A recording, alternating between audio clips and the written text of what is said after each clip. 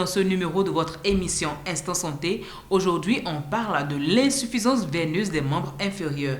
Qu'est-ce qu'une insuffisance veineuse des membres inférieurs?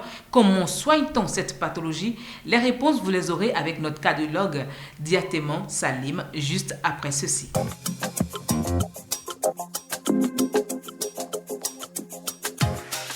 Bonsoir docteur, qu'est-ce qu'une insuffisance veineuse des membres inférieurs? Bonsoir Yasmine. Au niveau des membres inférieurs, il y a un système de veines dont le rôle est de ramener le sang du bas du corps vers le cœur. Pour jouer ce rôle, ces veines doivent avoir leurs parois toniques et à l'intérieur de ces veines, il y a des valves.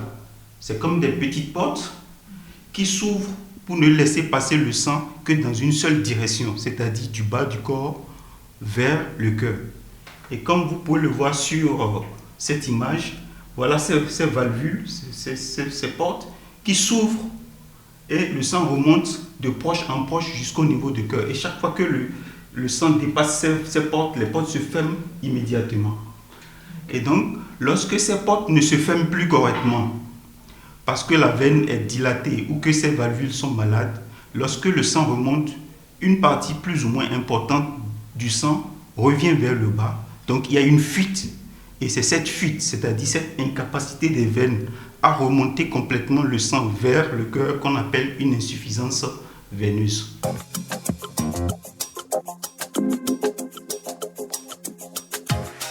Quels sont les signes pour reconnaître qu'une personne fait une insuffisance veineuse des membres inférieurs? Une personne qui souffre d'une insuffisance veineuse peut signaler plusieurs signes. C'est montré ici, c'est le patient qui se plaint souvent de lourdeur ou bien de sensations d'engourdissement ou de fourmillement au niveau des pieds et des jambes. Parfois des douleurs persistantes et chroniques au niveau des jambes. Ils peuvent se plaindre également de crampes. Et dans le cadre de l'insuffisance veineuse, ce sont des crampes qui surviennent la nuit. Donc c'est des crampes nocturnes. Il peut s'associer également des sensations de démangeaison. C'est des gens qui tout le temps ont envie de se gratter les jambes ou les pieds. Et l'ensemble de ces signes, les lourdeurs, les crampes, les démangeaisons, entraînent chez ces personnes ce qu'on appelle des impatiences. C'est-à-dire, c'est des gens qui ont du mal à rester sur place. Ils se sentent obligés de faire des mouvements de va-et-vient pour se soulager de ces symptômes. Et lorsque la maladie évolue à un stade un peu plus avancé, il peut s'installer des œdèmes, c'est-à-dire des enflements. Et généralement, c'est des enflements qui augmentent au cours de la journée. L'individu peut se coucher, se réveiller le matin et constater que les pieds sont normaux. Et au cours de la journée, progressivement, les pieds s'enflent. Et lorsque la maladie évolue à des stades plus sévères, on peut observer au niveau de la peau des veines qui apparaissent, ce qu'on appelle des varices. Une partie de la jambe ou bien des pieds, la peau peut commencer à noircir. Ça, c'est dû au fait que le sang ne circule plus correctement. Et après, il peut s'installer des plaies qui ne guérissent pas. Malgré tous les soins, ça ne guérit pas. On parle alors d'ulcère veineux.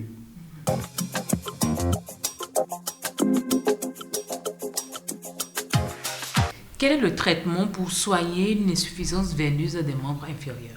Lorsque le patient consulte le cardiologue fera des examens dont une échographie des veines pour confirmer effectivement qu'il y a une insuffisance veineuse. Et en fonction du stade de la maladie où on voit la personne, on propose le traitement qui est adapté. On peut être amené à utiliser des médicaments, à prescrire des médicaments ou à prescrire ce qu'on appelle des bas de contention veineuse pour soulager les symptômes et les œdèmes dont la personne souffre. À un stade plus évolué de la maladie, il peut être nécessaire de faire d'autres traitements. Par exemple, on peut faire ce qu'on appelle de la sclérothérapie, c'est-à-dire avec l'échographie des veines, on identifie toutes les veines qui sont malades et on injecte à l'intérieur de chacune de ces veines une substance spéciale qui a pour but de boucher ces veines et donc de supprimer la fuite et donc il n'y a plus d'insuffisance veineuse. On peut également faire un traitement au laser, donc en utilisant des sondes laser, toujours au niveau de ces veines malades, on les brûle de l'intérieur. C'est totalement indolore, on les brûle de l'intérieur et lorsque ces veines se cicatrisent à l'intérieur, ils se ferment Et donc, il n'y a plus de fuite, il n'y a plus d'insuffisance veineuse. Et aussi, on peut faire un autre traitement qu'on appelle un stripping. C'est une chirurgie des veines. Donc, par voie chirurgicale, on va aller retirer toutes ces veines qui sont malades. Et je vous rassure, on peut vivre totalement normalement sans ces veines. Et on les retire et il n'y a plus d'insuffisance veineuse.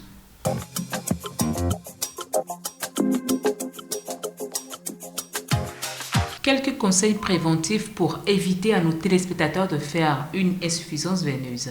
D'abord, je voudrais dire qu'il ne faut pas négliger une insuffisance veineuse parce que ça peut se compliquer de formation de caillots à l'intérieur de ces veines qui sont malades, ce qu'on appelle une phlébite, une thrombophlébite. Et ces caillots peuvent progresser vers le cœur, puis vers les artères pulmonaires et entraîner une embolie pulmonaire qui peut être mortelle. Donc, pour prévenir l'insuffisance veineuse, c'est d'éviter les positions assises ou debout prolongées. Ça, c'est très important. Deuxièmement, il faut éviter le port des vêtements trop serrés, en particulier au niveau des membres inférieurs, qui gênent la circulation normale du sang au niveau des veines. Il faut éviter de prendre du poids, parce que les membres inférieurs, ce sont les membres inférieurs qui supportent le poids du corps, et lorsqu'il y a un excès de poids, les veines souffrent, les valvules ne se ferment plus correctement et il y a une insuffisance veineuse. Et donc, si les activités de la personne l'obligent à rester assis ou debout prolongé, il faut que de temps en temps, il se lève, fait des marches. Essayez de trouver un moyen pour que les jambes soient surélevées lorsqu'elle est en position assise. Il faut porter des bas de contention. Il faut se faire prescrire des bas de contention adaptés à sa jambe, où on porte pendant les activités quotidiennes et arrivé le soir à la maison, on les retire. Et je voudrais finir les conseils par des personnes particulières que sont les femmes enceintes qui font souvent de l'insuffisance veineuse secondaire à la grossesse parce qu'à cause du poids de la grossesse, ça comprime les veines au niveau du bas du ventre et empêche le retour veineux. Donc, à partir du 3e mois de grossesse, je leur conseille de porter des bas de contention pour soutenir leurs veines. Merci docteur. Chers téléspectateurs, on retient que l'insuffisance veineuse des membres inférieurs n'est pas si banale que ça. Il faut forcément aller voir son cardiologue pour le diagnostic et se faire traiter et on pourra vivre longtemps, aussi longtemps qu'on le veut. C'est tout pour ce numéro. À la prochaine pour notre rendez-vous. Mais je vous rappelle que vous pouvez resuivre ce programme sur la chaîne YouTube de LOAC TV. C'est tout. À la prochaine.